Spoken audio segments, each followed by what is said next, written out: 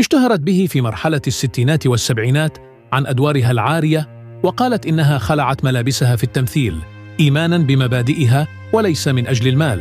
وادعت إغراء، وهي أول ممثلة عربية تؤدي أدواراً عارية في سينما الشرق الأوسط السينمائيين إلى إعادة الجنس للشاشة.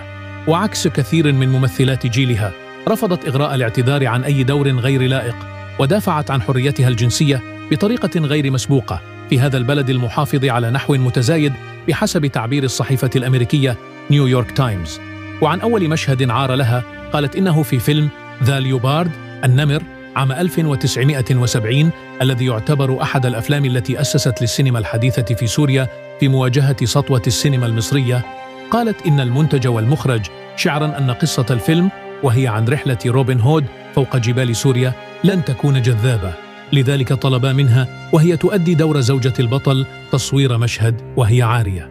دافعت الممثلة السورية نهاد علاء الدين أو إغراء، وهو الاسم الذي اشتهرت به في مرحلة الستينات والسبعينات، عن أدوارها العارية، وقالت إنها خلعت ملابسها في التمثيل إيماناً بمبادئها وليس من أجل المال.